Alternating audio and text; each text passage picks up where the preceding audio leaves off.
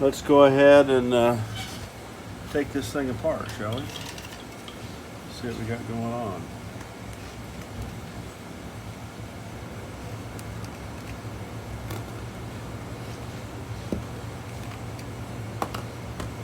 Alrighty. Looking for my special screwdriver here. The Nintendo Switches, to get them apart, you take the controllers off like this, and then you undo the middle screw right here, and that will give you access to being able to take the back off.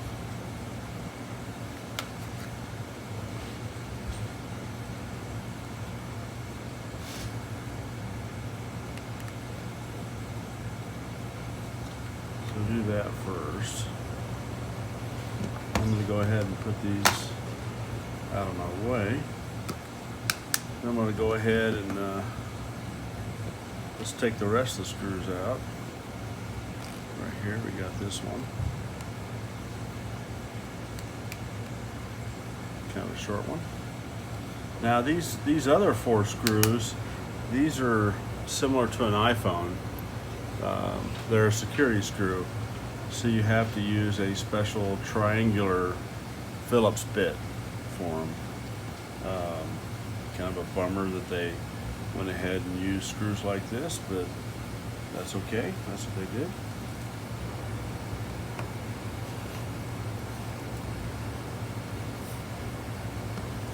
Luckily, anybody who tries to use a special screw, there's some Chinese guy or whoever that sells a special screwdriver. So you think manufacturers would learn that using special screws does not get them a whole lot. So now that we got these out, we've got these screws here and that screw here. So let's go ahead and get these out.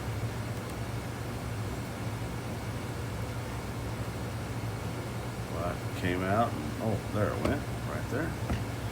Look at that, non-magnetic. Let me try and reload my screwdriver. Nope, non-magnetic. Very careful. That means if you lose it, you aren't going to be able to pick it up easy. Now these are magnetic. I wonder why the one is not magnetic, but the others are. I don't know. Apple has a couple of screws like that too. So let's go ahead. Now we're going to go ahead and crack this little puppy open. Trusty fingernail in there.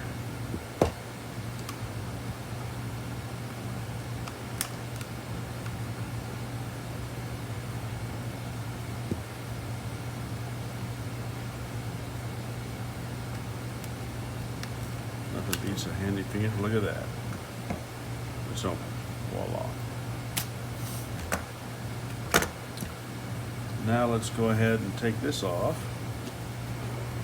Luckily, the crazy special pentalobe screws are gone, and now we get to go ahead and use a regular Phillips screw. So let's go ahead and take these out.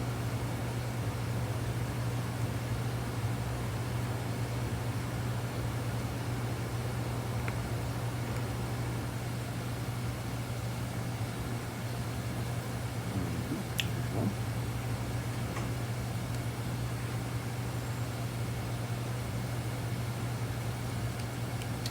Missing a screw there. Someone's been here before me. I often get devices that other people have attempted to fix. I'm not always able to fix them, you know, but sometimes I get lucky and I can figure them out. So, oh, there's one right there.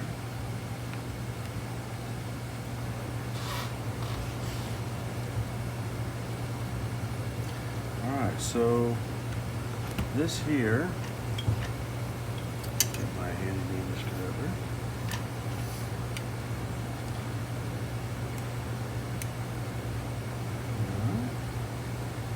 So this is like a little mini SD card reader that plugs right into the board. We just pop that off, as you can see. Now let's go ahead and take this plate off. Boom. There. Now we're inside the Nintendo Switch. You can see, obviously, that must be the CPU. Here's the thermal. Here's some goo right here. Let's go ahead and throw this over there. All right, so let's take this sucker down. Obviously, we've got a bunch of little plugs here. A bunch of little jacks. A lot to this little machine. It's kind of neat, really. It's like a small portable computer. So let's just go ahead and start popping this out.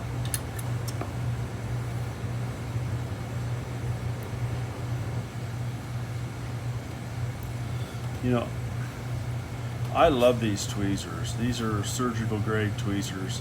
They have little interlocking threads, and when you squeeze them together, they are machined to perfection. They actually lock and grab. So this is not a cheap set of tweezers. I really like these. You can always tell the good ones. I don't know if the camera probably won't show that, but the good ones are always made in Germany, not Pakistan. Pakistan is kind of the cheap, you know, hemostats and tweezers and stuff. The good stuff's always made in Germany. I don't know why that is. So let's go ahead and start popping these ribbons open. Go ahead and slide that out. What else we got going on here? Got another right here, so let me get my German tweezers. Take that out. Pop that up. Pop that up. This whole thing needs to come off, so let's just get this out of the way right now.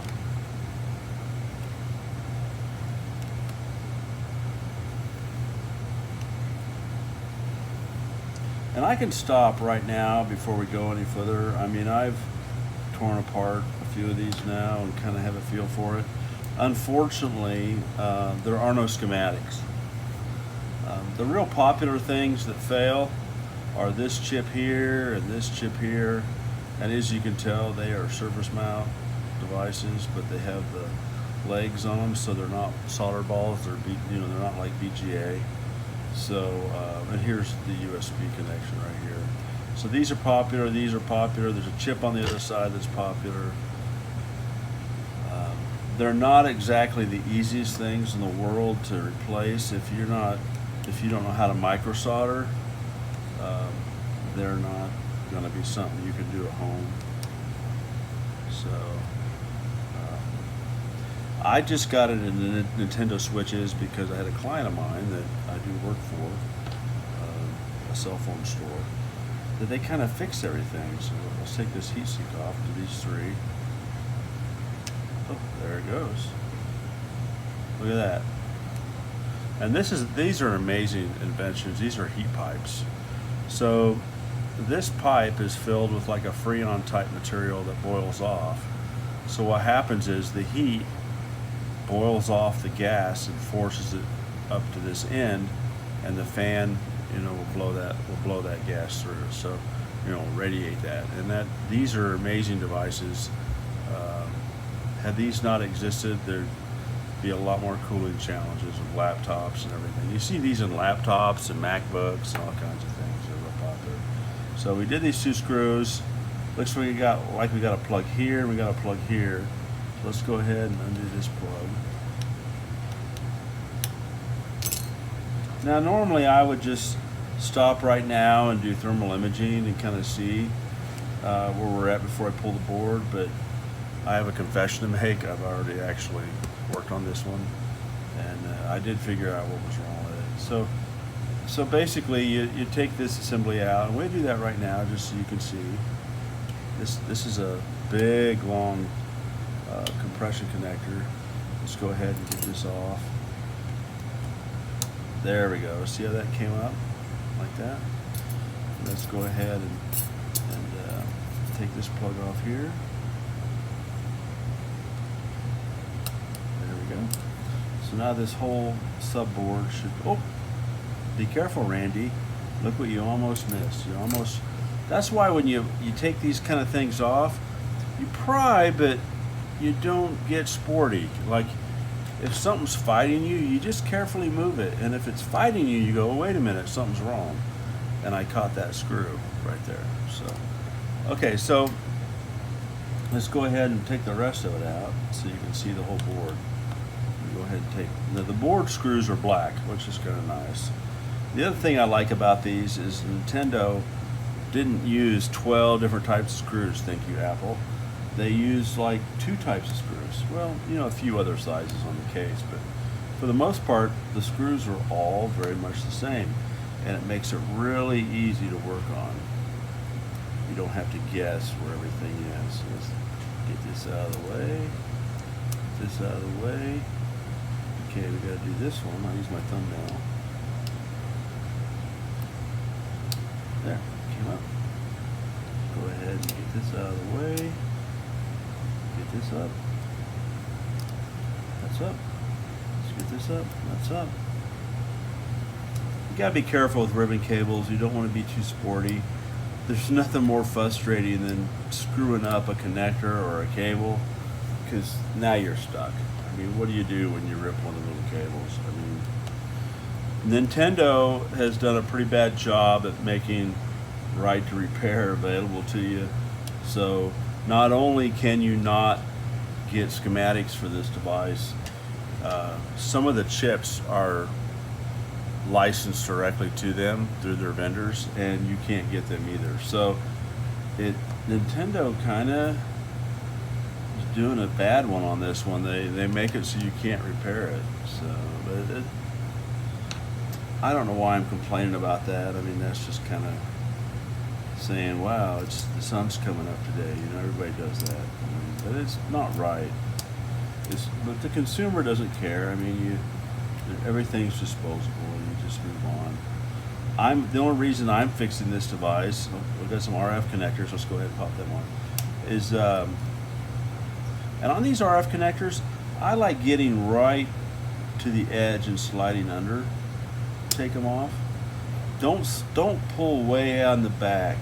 Get right up next to them and take them off, so you don't bend anything and stress it. But anyway, back to right to repair. Nintendo, you know, that they have a history of using special screws and stuff like that. And I get it, but I don't know. I mean, every manufacturer likes to say they're the only ones, but look at that. Now this whole board comes out just like that. Now, one thing is this fan has like a little edge lip to it right underneath here, and this board slides up under it. So when you take it out, you got to kind of move it to get that board out. So here we are, we're at the board. Let's go ahead and slide the machine away. So when I first looked at this device, and I'm going to slide the microscope over so I can see what I'm talking about. A couple things really surprised me about this board. One is its thermal conductivity. So this board absorbs heat like nothing I've seen. Way more than an iPhone, way more than an iPad, way more than a MacBook. This board must have some heavy ground planes through it. It sucks the heat way away from the parts. So for me to do any type of reflowing, I've got to be fairly aggressive on my temperature, my airflow to get things loose. So on this board, this part showed up hot under thermal imaging, so I pulled it, and that wasn't a problem. These two capacitors were shorted, but they weren't actually shorted. That's the other tricky thing about these. This capacitor right here shorted, but wasn't actually shorted. What's really tricky about these boards is the vias are not self-evident. So when I took this chip off right here, because I had a short here and I had a short here and here, you know, obviously charger damage, right? So, and thermal imaging showed heat here, and thermal imaging really showed heat right here. So I'm thinking, oh yeah, okay, so this is my bad part. So I heat it up, take it off. And sure, that's the power supply source. These caps are filtering, and that did not fix anything. So I ended up having to inject power and finding a thermal signature on this one, and it actually was on this chip here. And I know that chip looks perfect, but this actually been replaced. So, and that was the solution to this problem, was that chip. So I mean, if you have one of these Nintendo Switches and you plug the wrong charger into it, you could either have lost this chip, you could have lost this chip, you could have lost this chip, you could have damaged your processor. I mean, there's lots of things here that can be damaged. I was able to inject power through thermal imaging. I was able to identify the specific chip. There's no guarantee that this will be your specific chip, but I will say that we're dealing with, you know, stuff that's on the sub 0201 level. These are very small parts. The average person at home is not going to be able to do this. So I will go through this machine for you. I mean, if you have an iPad, or if you have a Nintendo Switch, iPad, I've got an iPad on the brain, that's all I do all day, it seems. If you got a Nintendo Switch that you killed because you plugged in, you know, the wrong charger, or you broke the charger port, or whatever the reason is, don't just throw it away. I mean, you know, I charge $95, and I will go through this board, and, you know, I will identify the part that's defective on your unit, and I'll reflow it with hot air, and we will fix it. And then you get your machine back, and it'll be fine. Just please be careful with these machines. Do not use generic chargers. What's interesting about these machines is they actually communicate to the charger just like a MacBook does. And a MacBook, they have what they call a MagSafe charger, because I do a lot of MacBook repairs, a lot of water damage. I fix MacBooks all day long. So I just started fixing these things, and it took me some time because there's no schematics, and I have to figure out how this thing works without schematics. And I have to figure out that there's vias that you can't see on the board. So thank you, Nintendo, for not giving me schematics and making it hard, but I've got these completely figured out now, and I know how to fix them. So if you've got one that's bad, and you don't want to give up on it, send it in, and I'll save it for you and we'll fix it. So just kind of wanted to show you how to tear it down, get to this, kind of explain what happened to this one, and what I did to fix it.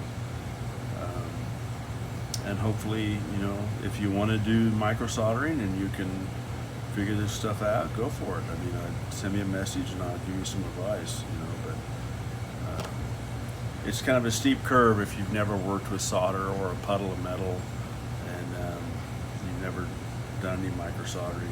It's a steep learning curve. You know, you're dealing with a device that's worth, you know, $200-300. You hate to just, you know, experiment on that, but I was kind of surprised at this one because this short that I detected here, I thought had to be that chip, and it wasn't. It was not. Because, and even when I pulled this chip off, the only thing going from this capacitor to that leg was just one trace, but there's a via hidden inside the board. What people don't realize is, you look at these boards, this is not one board. This is like plywood. It's laminated sheets of boards. So 3 or 4 rows deep is a sheet, and another sheet, and another sheet. And each sheet of board or layer has its own traces or runs. And you can't tell just by looking at the top where they go to and what they connect to, because there's no board view software for this, there's no schematics for this.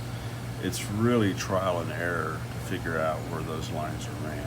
So, man, I wish Nintendo would make it easier for us, but they don't. And I mean, the first ones of these I did, I literally spent all day on until I kind of figured out how things work.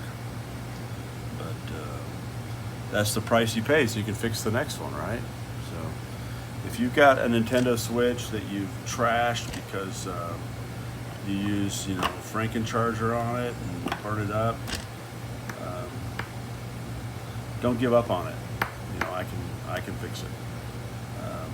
Not every time, but I would say 9 out of 10 times I find the defective part and I fix the device. So $95 is way better than a new one. So anyway, that's the end of this video. I just kind of wanted to show you how it comes apart and what I found with this one. Not all of them are that chip. Some of them are different chips. But yeah, we can do this. So